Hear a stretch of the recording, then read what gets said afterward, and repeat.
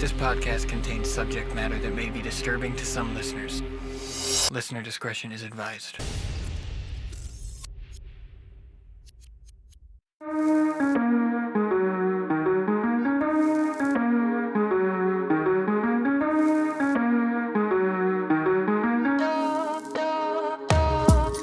So I want to start out this episode by saying Happy Halloween. I wasn't sure that we would be able to reach our goal of putting out an episode every single day, but here we are on the final episode of the 31 Days of Horror. And I just want to say thank you to everyone and anyone who has listened, all the way from the United States to India, Australia, Canada, the United Kingdom, Norway, Italy, Thailand. Thanks to each and every one of you. It means so much to me that you tuned in and spent even just a little bit of your time with me. So, seeing as this is the finale of the 31 Days of Horror, I wanted to do something a little special for this episode. I figured that I would cover the godfather of creepypasta. So, sit back, relax, and enjoy our telling of Jeff the Killer, hosted by user Cessier to Unknown.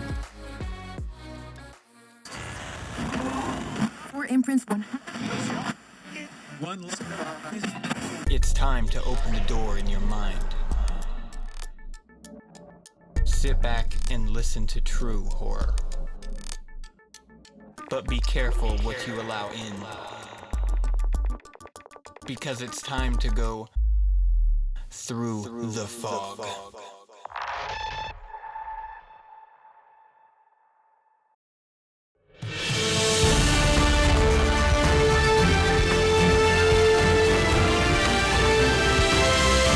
Ominous unknown killer is still at large. After weeks of killings, the ominous unknown killer is still on the rise. After little evidence has been found, a young boy that states he survived one of the killer's attacks bravely tells his story. I had a bad dream, and I woke up in the middle of the night. I saw that for some reason the window was open, even though I remember it being closed before I went to bed. I got up and shut it once more. Afterwards, I simply crawled under my covers and tried to go back to sleep. That's when I had a strange feeling. Like someone was watching me? I looked up and nearly jumped out of my bed. There, in the little ray of light illuminated from between my curtains, were a pair of two eyes. They weren't regular eyes, they were dark, ominous eyes. They were bordered in black and just plain out terrified me. That's when I saw his mouth. A long, horrendous smile that made every hair on my body stand up. The figure stood there, watched me. Finally, after what seemed like forever, he said it. A simple phrase, but said in a way that only a madman could speak. He said, "Go to sleep." I let out a scream, and that's what sent him at me. He pulled up a knife, aiming at my heart. He jumped on top of the bed. I fought him back. I kicked. I punched. I rolled around trying to knock him off me. That's when my dad busted in with his 12-gauge shotgun. He aimed it at the man, and he almost got him. But before he could pull the trigger, the man had leaped to the side. The man threw the knife in a Bowie knife style into my dad's shoulder. He let go of the gun. The man probably would have finished him off if one of the neighbors hadn't alerted the police. They drove into the parking lot and ran towards the door.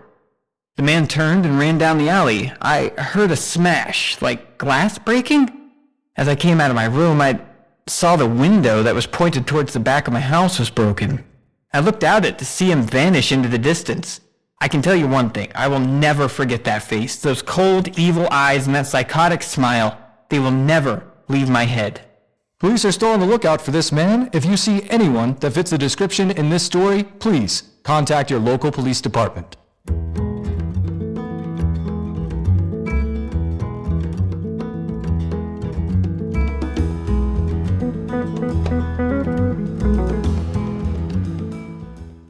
Jeff and his family had just moved into a new neighborhood. His dad had gotten a promotion at work, and they thought it would be best to live in one of those fancy neighborhoods. Jeff and his brother Lou couldn't complain, though. A new, better house, what's not to love? As they were getting unpacked, one of their neighbors came by. Hello. She said, I'm Barbara, and I live across the street. I just thought I would come introduce myself and my son Billy. She turns around and calls her son over. Billy, these are our new neighbors. Billy said hi and ran back to play in his yard.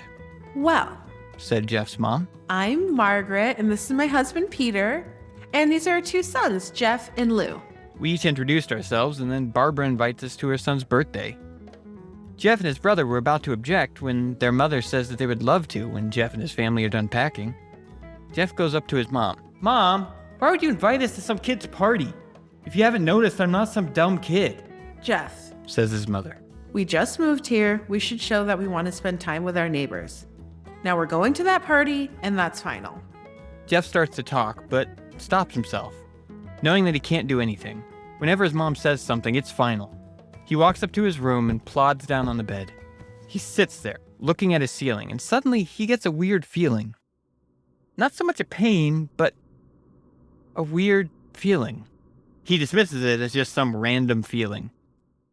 The next day, Jeff walks downstairs to get some breakfast and get ready for school.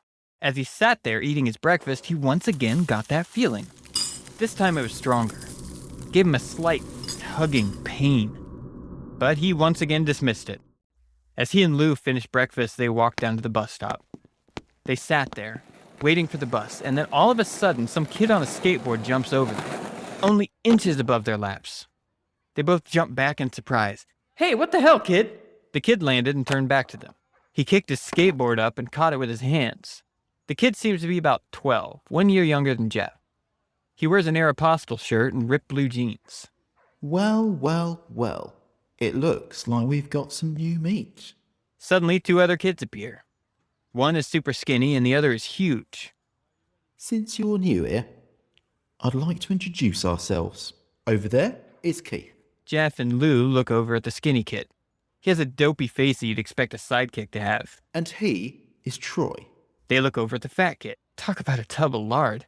Kid looks like he hasn't been exercising since he was crawling. And I am Randy, says the kid. Now, for all the kids in this neighbourhood, there's a small price for bus fare, if you catch my drift. Lou stands up, ready to punch the lights out of his kid's eyes when his 2 friends pull a knife up to him. I'd hoped you would be more cooperative, but it seems we must do this the hard way. The kid walks up to Lou and takes his wallet out of his pocket. Jeff gets that feeling again. Now it's truly strong, a burning sensation. He stands up, but Lou gestures him to sit down. Jeff ignores it and walks up to the kid. Listen here, you little punk. Give back my bro's wallet or else. Randy puts the wallet in his pocket and pulls a knife. Oh? And what will you do? Just as he finishes the sentence, Jeff pops the kid in the nose. As the kid reaches for his face, Jeff grabs the kid's wrists and breaks it. Randy screams and Jeff grabs the knife from his hand. Troy and Keith rush Jeff, but Jeff's too quick. He throws Randy to the ground. Keith lashes out at him, but Jeff ducks and stabs him in the arm. Keith drops his knife and falls to the ground screaming. Troy rushes him too, but Jeff doesn't even need the knife. He just punches Troy straight in the stomach and he goes down. Oof! As he falls, he pukes all over. Lou can do nothing but look on in amazement at Jeff. Jeff, how'd you? That's all he says. They see the bus coming and they know they'll be blamed for the whole thing, so they start running as fast as they can. As they run, they look back and they see the bus driver rushing over to Randy and them. As Jeff and Lou make it to school, they don't dare tell what happened. All they do is sit and listen. Lou just thought of that as his brother beating up a few kids, but Jeff knew it was more. It was something scary. As he got that feeling, he felt how powerful it was, the urge to just hurt someone. He didn't like how it sounded, but he couldn't help feeling happy. He felt that strange feeling go away and stay away for the entire day of school. Even as he walked home due to the whole thing near the bus stop and how he probably won't be taking the bus anymore, he felt happy. When he got home, his parents asked him how his day was, and he said in a somewhat ominous voice, "It was a wonderful day." Next morning, he heard a knock at the front door, and he walked down to find 2 police officers at the door, his mother looking back at him with an angry look. Jeff, these officers tell me that you attacked 3 kids? That it wasn't regular fighting and that they were stabbed? Stabbed, son? Jeff's gaze fell to the floor, showing his mother that it was true. "Mom, they were the ones who pulled the knives on me and Lou," Son, said one of the cops. we found 3 kids, 2 stabbed, 1 having a bruise on his stomach, and we have witnesses proving that you fled the scene. Now, what does that tell us? Jeff knew it was no use. He could say him and Lou had been attacked, but there was no proof that it was not them who attacked first. They couldn't say that they weren't fleeing because, truth be told, they were. So Jeff couldn't defend himself. Or Lou. Son, call down your brother. Jeff couldn't do it, since it was him who beat up all the kids. It was me. I was the one who beat up the kids. Lou tried to hold me back, but he couldn't stop me. The cop looked at his partner and they both nod. Well, kid, looks like a year in juvie. Wait. Says Lou. We all look up to see him holding a knife. The officers pull their guns and lock them on Lou. It was me. I beat up those little punks. Have the marks to prove it. He lifted up his sleeves to reveal cuts and bruises, as if he was in a struggle. Son, just put the knife down, said the officer. Lou held up the knife and dropped it to the ground. Put his hands up and he walked over to the cops. No, Lou, it was me, I did it! Jeff had tears running down his face. Poor bro. Trying to take the blame for what I did. Well, take me away. The police led Lou out to the patrol car. Lou, tell them it was me, tell them! I was the one who beat those kids! Jeff's mother put her hands on Jeff's shoulder. Jeff, please. You don't have to lie. We know it's Lou. You can stop. Jeff watches helplessly as the cop car speeds off with Lou inside. A few minutes later, Jeff's dad pulls up the driveway, seeing Jeff's face and knowing something's wrong. Son, what is it? Jeff can't answer. His vocal cords are strained from crying. Instead, Jeff's mother walks his father inside to break the bad news to him as Jeff weeps in the driveway. After an hour or so, Jeff walks back into the house, seeing that his parents were both shocked, sad, and disappointed. He can't look at them. He can't see how they think of Lou when it was his fault. He just goes to sleep, trying to get the whole thing out of his mind. 2 days go by, no word from Lou at JDC. No friends to hang out with, nothing but sadness and guilt. That is until Saturday, when Jeff is woken up by his mother with a happy, sunshiny smile. Jeff, it's the day. She says as she opens up the curtain and lets light flood into Jeff's room. What? What's today? Says Jeff as he stirs awake. Why? It's Billy's party. Jeff is now fully awake. Mom, you're joking, right? You don't expect me to go to some kid's party after... There's a long pause. Jeff, we both know what happened. I think this party could be the thing that brightens up the past days. Now get dressed. Jeff's mother walks out of the room and walks down to get herself ready. Jeff fights himself to get up. He picks out a random shirt and pair of jeans and walks downstairs. He sees his mother and father all dressed up. His mother's in a dress and his father's in a suit. He thinks, why would they ever wear such fancy clothes to a kid's party? Son, is that what you're gonna wear? Says Jeff's mom. Better than wearing too much, he says. His mother pushes down the feeling to yell at him and hides it with a smile. Now, Jeff, we may be overdressed, but this is how you go if you want to make an impression, says his father. Jeff grunts and goes back up to his room. I don't have any fancy clothes, he yells downstairs. Just pick out something, says his mother. He looks around in his closet for what he would call fancy. Finds a pair of black dress pants he adds for special occasions and an undershirt. He can't find a shirt to go with it, though. He looks around and finds only striped and patterned shirts, none of which go with the dress pants. Finally, he finds a white hoodie, just laying on a chair, and he puts it on. He walks down the stairs and finds his parents are all ready. You're wearing that? They both say. His mother looks at her watch. Oh, no time to change. Let's go. She says as she herds Jeff and his father out the door. They cross the street over to Barbara and Billy's house. They knock on the door, and at it appears Barbara. Just like Jeff's parents, way overdressed. As they walk inside, all they can see is adults. No kids. The kids are out in the yard playing. Jeff, how about you go and meet them? Says Barbara. Jeff walks outside to a yard full of kids. They're running around in weird cowboy costumes and shooting each other with plastic guns. He might as well be standing in a Toys R Us. Suddenly, a kid comes up to him and hands him a toy gun and hat. Hey, mister, wanna play? He says. No, kid, I'm way too old for this stuff. The kid looks at him with that weird puppy dog face. Please, says the kid. Fine, says Jeff. He puts on the hat and starts to pretend to shoot the kids. At first, he thinks it's totally ridiculous, but then he starts to actually have fun. It may not be super cool, but it's the first time he's done something that takes his mind off Lou. So he plays with the kids for a while until he hears a noise. It's a weird rolling noise. Then it hits him. Just as it does, Randy, Troy, and Keith all jump over the fence at their skateboards. Jeff drops the fake gun and rips off his hat. Randy looks at Jeff with a burning hatred. Hello. Jeff, is it? He says. We have some unfinished business. Jeff sees the bruised nose on his face. I think we're even. I beat the shit out of you and you get my brother sent to JDC. Randy gets an angry look in his eye. Oh no. I don't go for even. I go for winning. You may have kicked our asses that one day, but not today. As he said that, Randy rushes Jeff. They both fall to the ground. Randy punches Jeff in the nose and Jeff grabs him by the ears and headbutts him. Jeff pushes Randy off of him and they both rise to their feet. Kids were screaming and parents were running out of the house. Troy and Keith both pull guns out of their pockets. No one interrupts, or guts will fly, they say. Randy pulls a knife on Jeff and stabs it into his shoulder. Jeff screams and falls to his knees. Randy starts kicking him in the face. After 3 kicks, though, Jeff grabs his foot and twists it, causing Randy to fall to the ground. Jeff stands up and walks towards the back door. Troy grabs him, though. Need some help? He picks Jeff up by the back of his collar and throws him through the patio door. As Jeff tries to stand, he's kicked down to the ground. Randy repeatedly starts kicking Jeff until he starts to cough up blood. Come on, Jeff. Fight me. He picks Jeff up and throws him into the kitchen. Randy sees a bottle of vodka on the counter and smashes the glass over Jeff's head. Fight! He throws Jeff back into the living room. Jeff glances up, his face riddled with blood. I was the one who got your brother sent to JDC, and now you're just gonna sit here and let him rot for a whole year? You should be ashamed. Jeff starts to get up. Oh, finally you stand and fight. Jeff is now to his feet, blood and vodka on his face. Once again, he gets that strange feeling, the one in which he hasn't felt for a while.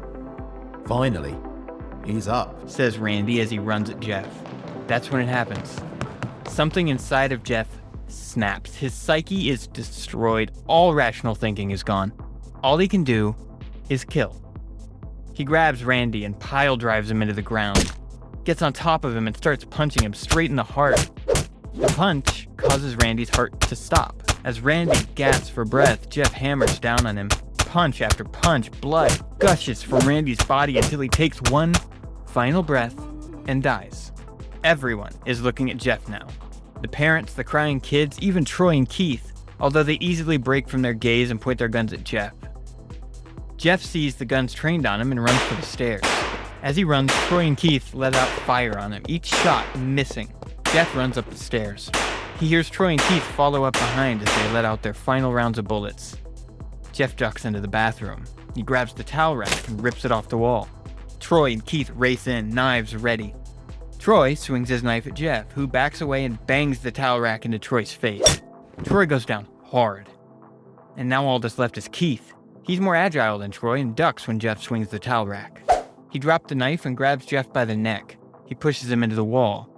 On the top shelf, a thing of bleach fell down on top of him.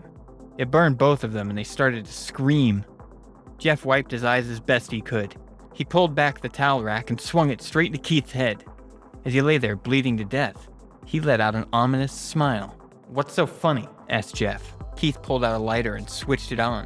"What's funny," he said, "is that you're covered in bleach and alcohol." Jeff's eyes widened as Keith threw the lighter at him. As soon as the flames made contact with him, the flames ignited the alcohol and the vodka. While the alcohol burned him, the bleach bleached his skin. Jeff let out a terrible screech as he caught on fire. He tried to roll out of the fire, but it was no use. The alcohol made him a walking inferno. He ran down the hall and fell down the stairs. Everyone started screaming as they saw Jeff, now a man on fire, drop to the ground, nearly dead. The last thing Jeff saw was his mother and the other parents trying to extinguish the flames. That's when he passed out. When Jeff woke, he had a cast wrapped around his face. He couldn't see anything, but he felt the cast on his shoulder and stitches all over his body. He tried to stand up, but he realized that there were some tubes in his arm. When he tried to get up, it fell out, and a nurse rushed in. "I don't think you can get out of bed just yet," she said as she put him back in his bed and reinserted the tube.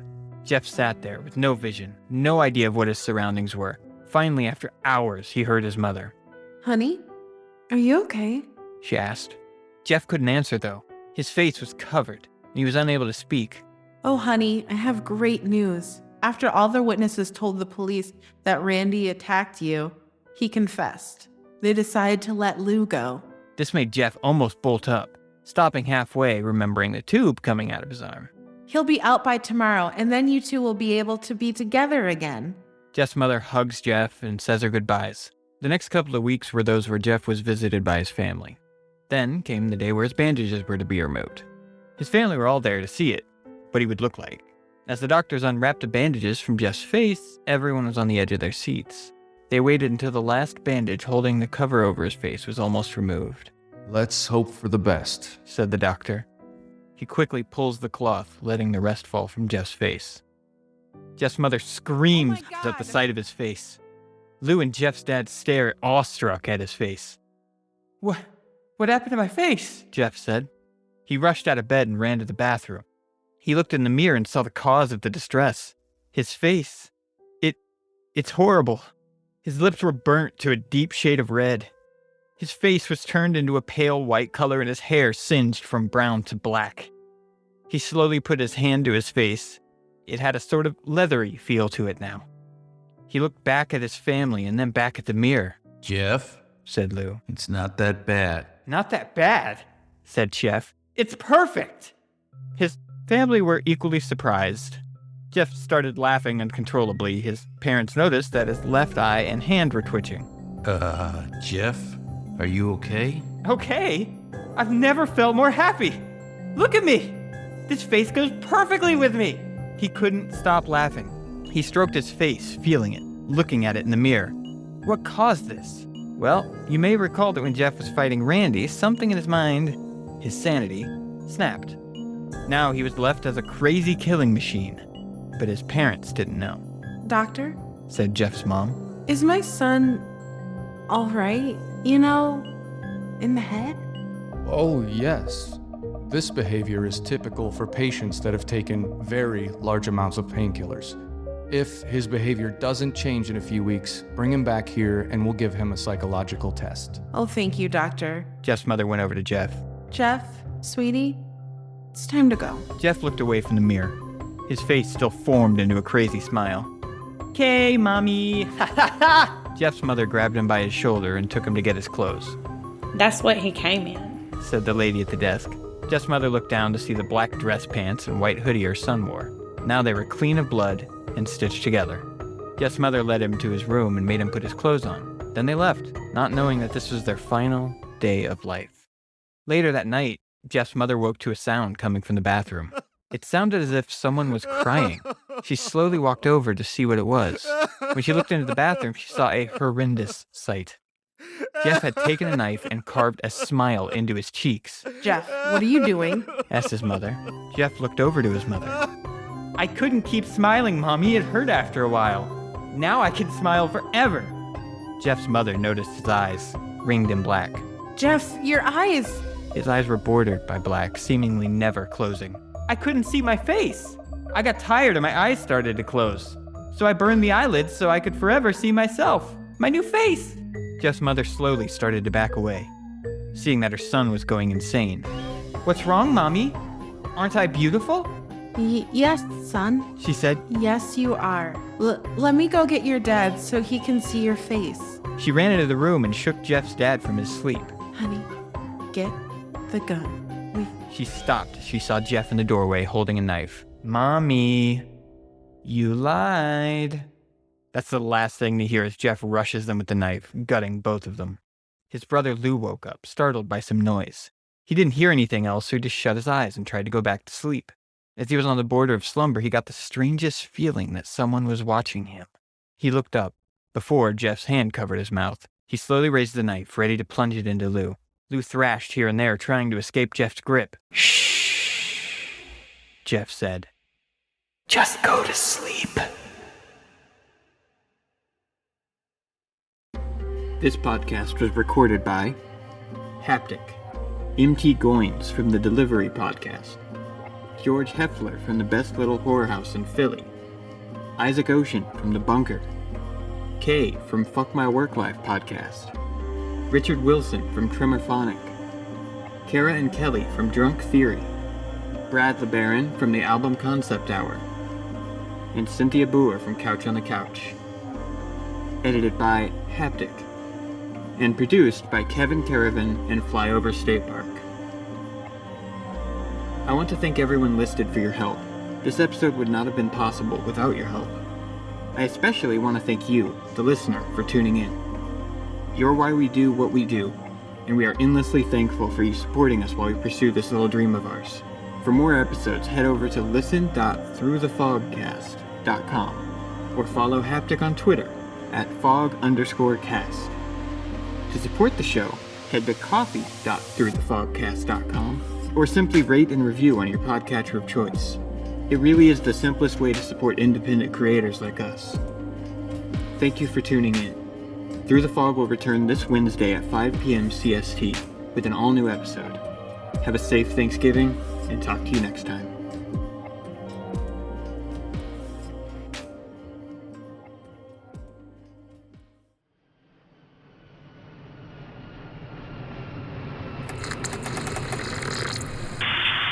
This is Flyover State Park.